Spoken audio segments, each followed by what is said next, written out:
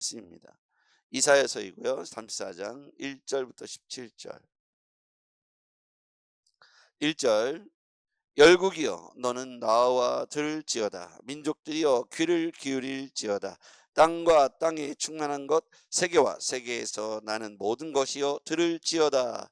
대저 여호와께서 열방을 향하여 진노하시며 그들의 만군을 향하여 분내사 그들을 진멸하시며 살육당하게 하셨은즉 그 살육당한 자는 내던진 바 되며 그 사체의 악취가 솟아오르고 그 피에 산들이 녹을 것이며 하늘의 만상이 사라지고 하늘들이 두루마리 같이 말리되 그 만상의 쇠잔함이 포도나무 잎이 마름 같고 무화과나무 잎이 마름 같으리라. 여호와의 칼이 하늘에서 족하게 마셨은즉 보라 이것이 에돔 위에 내리며 진멸하시기로 한 백성 위에 내려 그를 심판할 것이라. 여호와의 칼이 피 곧 어린 양과 염소의 피를 만족하고 기름 곧 숫양의 콩팥 기름으로 윤택하니 이는 여호와를 위한 희생이 보스라에 있고 큰 살육이 에돔 땅에 있습니다. 들소와 송아지와 숫소가 함께 도살장에 내려가니 그들의 땅이 피에 취하며 흙이 기름으로 윤택하리라. 이것은 여호와께서 보복하시는 날이요 시온의 송사를 위하여 신원하시는 에라. 에돔의 시내들은 변하여 역청이 되고 그 티끌은 유황이 되고 그 땅은 불붙는 역청이 되며 낮이나 밤에나 꺼지지 아니하고 그 연기가 끊임없이 떠오를 것이며 세세 황무하여 그리로 지나갈 자가 영영이 없겠고 당아시와 고슴도치가 그 땅을 차지하며 부엉이와 까마귀가 거기에 살 것이라. 여호와께서 그 위에 혼란의 줄과 공허의 줄을 들이우실 것인즉 그들이 국가를 이으려 하여 귀인들을 부르되 아무도 없겠고 그 모든 방백도 없게 될 것이요 그 궁궐에는 가시나무가 나며 그 견고한 성에는 엉겅퀴와 새품이 자라서 승냥이의 굴과 타조의 처소가 될 것이니 들짐승이 이리와 만나면 수렴수가 그 동류를 부르며 올빼미가 거기에 살면서 쉬는 처소로 삼으며 부엉이가 거기에 깃들이고 알을 낳아 까서 그 그늘에 모으며 솔개들도 각각 제 짝과 함께 거기에 모으리라. 너희는 여호와의 책에서 찾아 읽어보라. 이것들 가운데서 빠진 것이 하나도 없고 제 짝이 없는 것이 없으리니 이는 여호와의 입이 이를 명령하셨고 그의 영이 이것들을 모으셨습니다. 함께요. 여호와께서 그것들을 위하여 제비를 뽑으시며 그의 손으로 줄을 띄어 그 땅을 그것들에게 나누어 주었으니 그들이 영원히 차지하며 대대로 거기에 살리라. 아멘. 할렐루야. 예, 오늘도 주의 함께 하신과 은혜와 평강이 우리 모두에게 함께 있기를 주의 이름으로 축원합니다. 네, 세계와 열방을 통치하시는 분은 누구이실까요? 전능하신 하나님입니다. 우리가 하나님의 창조 질서를 인정하고 하나님의 창조주 되심을 인정하는 것이 중요합니다. 왜냐하면 이 모든 세계의 질서는 결국 하나님께서 재편하시고 회복시키실 것이기 때문입니다.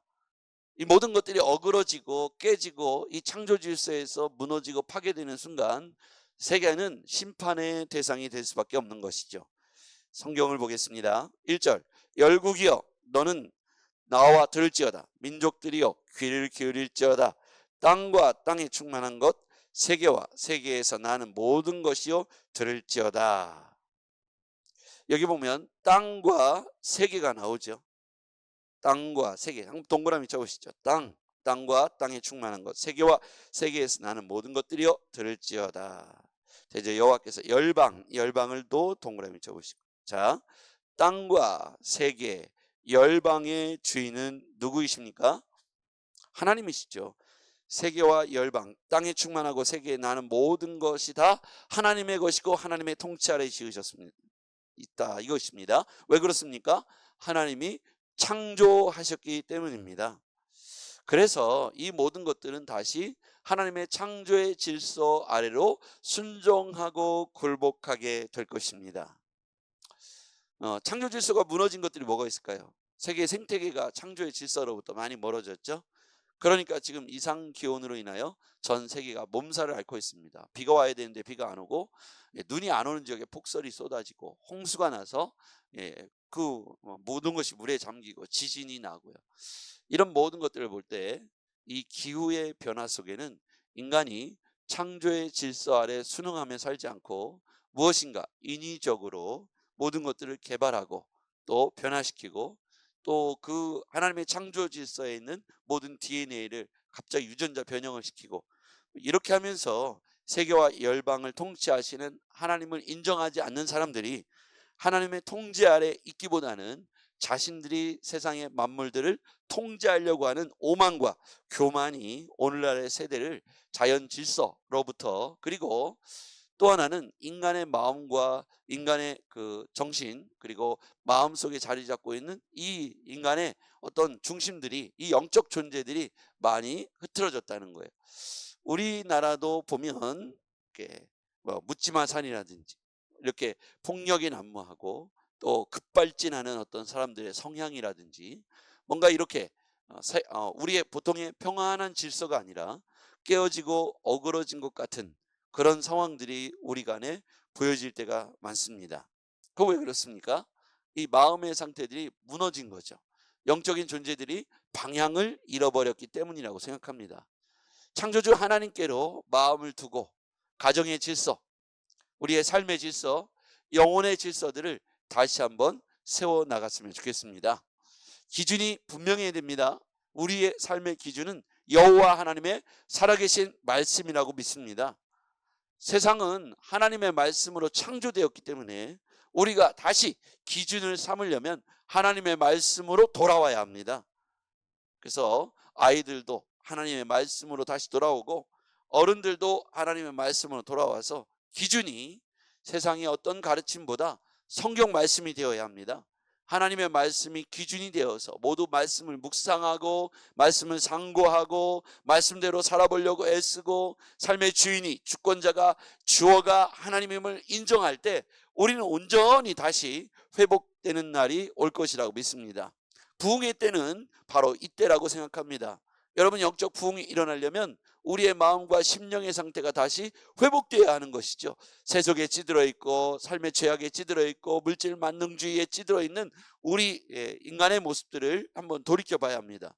서구 사회가 우리 가운데 들어오고 물질 만능주의, 이성주의, 합리주의, 세속주의, 황금 만능주의가 우리 안에 잠식되어 있는 것이 사실이죠. 왜 우리가 공부하고 열심히 좋은 대학을 가고 좋은 데 취직하려고 하는가 보면 성공에 대한 욕구가 강하기 때문이죠. 그럼 성공의 그 배경 속에는 물질이라고 하는 것이, 돈이라고 하는 것이, 권력이라고 하는 것이 항상 그 안에 전제로 깔고 있다는 거예요. 그걸 갖고 있어야 사람들은 성공했다 이렇게 인정하기 때문에 더 많은 물질을 소유하기 위해서 경쟁에서 우위를 차지하기 위해 수단과 방법을 가르지 않고 사회에서 경쟁하다 보니까 우리의 마음과 영적인 상태들이 어그러지고 파괴되고 깨져버린 상태로 계속해서 달려가다 보니까 그 마음의 상태로 사람들을 찌르고 상처를 주고 이렇게 공격하고 말이죠. 그러니까 마음이 무너진 사람들이 굉장히 많습니다. 폭력이 난무하고 이런 와중에도 여전히 10분의 1 그리스도인들을 하나님은 이 땅 가운데 남겨두셨습니다. 밑둥을 완전히 잘라내지 않고 그루터기를 남겨주셨습니다.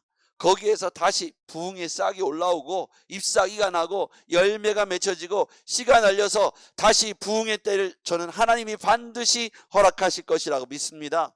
왜냐하면 하나님은 그때도 살아계시고 지금도 살아계시기 때문입니다.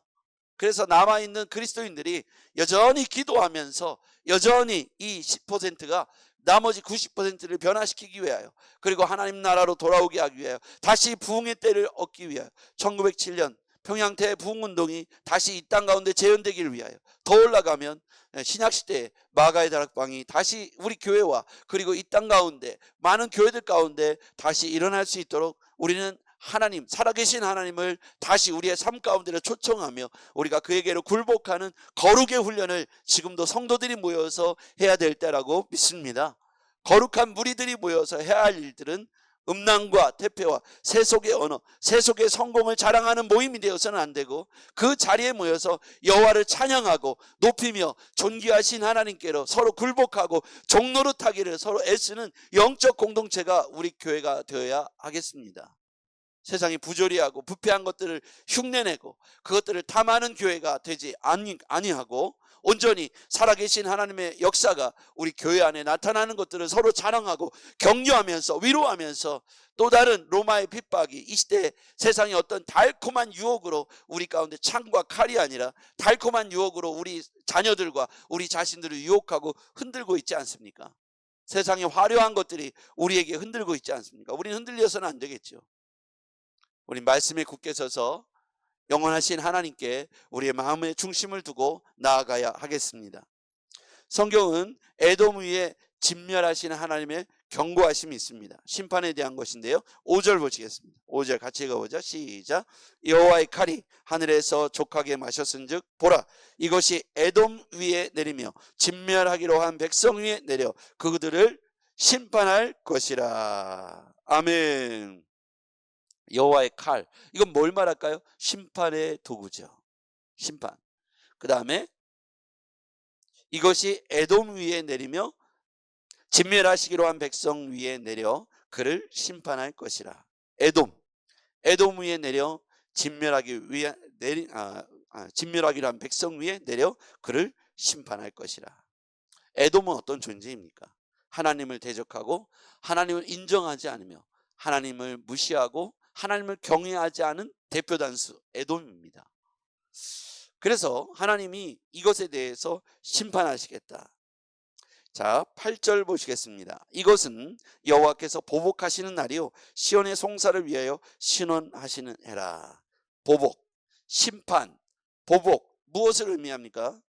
하나님을 인정하지 않고 하나님을 무시하며 하나님의 창조 질서를 어그러뜨리는 사람들의 대표 에돔, 또 아수르, 바벨론, 이와 같이 하나님보다 인간이 더 두려워하고 의지하는 그런 것들, 여러분 영원하지 않다는 거예요. 하나님의 심판 아래 무너질 수밖에 없는 피조 세계에 불과하다는 것입니다. 그것들을 의지하지 말고 살아계신 하나님, 지금도 역사하신 하나님을 경외하며 사시는 하루가 되기를 주의 이름으로 축복합니다. 여호와의 칼이 심판을 내리실 때 에돔은 진멸될 수밖에 없습니다. 모압 땅도 진멸되고요, 애굽도 사라지고요, 아수르도 하나님의 몽둥이로 막대기로 심판에 이르게 되는 것이죠. 여러분, 하나님 앞에서 이런 것들이 견고할 수가 없다는 거예요. 그러므로 진짜 근원 되시는 전능하신 하나님을 경외하며 사는 우리가 되기를 바랍니다. 하나님과 가까워지려면 우리가 거룩의 옷을 입고 성도로서 거룩한 삶으로 오늘 하루를 그리스도와 동행하려고 애쓸 때 완벽하진 않지만, 우리의 거룩이 완벽하진 않지만 하나님께서 그와 같은 발걸음을 축복해 주실 줄 믿습니다. 기도하겠습니다. 전능하신 아버지 하나님, 감사합니다. 오늘 우리가 거룩의 옷을 입고 성도로서 여호와를 경외하며 살아계신 하나님을 무시하지 않고 창조 질서를 인정하면서 창조주 되시는 하나님을 찬양하면서 오늘을 살게 하여 주시옵소서. 예수님의 이름으로 기도했습니다. 아멘.